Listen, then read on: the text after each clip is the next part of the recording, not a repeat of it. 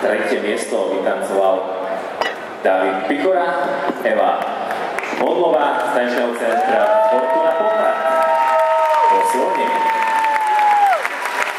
Takže blahoželať a gratulovať budem prezident Slovenského zväzu tanečného športu Petr Horáček. Blahoželáme. A v tejto súťaži miesto druhé získal tento pár. Dámy a páni, je to Filip Ševčík, Simona Dokušová, Pega Dance Group, Martin.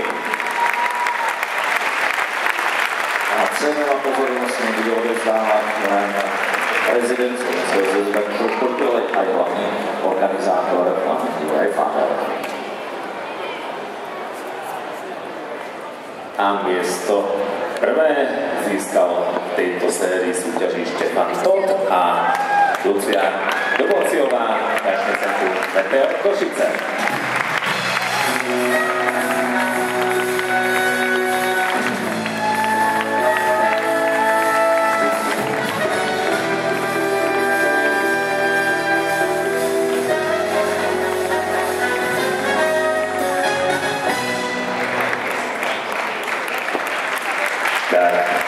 To sú prvé tri umiestnenia sérii súťaže Slovenského pohára v kategórii junior. Gratulujeme.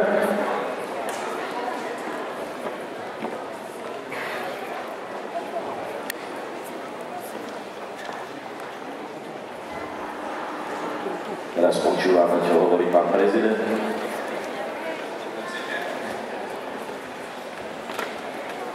Dámy a páni, to sú tri najlepšie páry slovenského pohára pre rok 2015 latinskoamerických tancov kategória junior. Blahoželáme.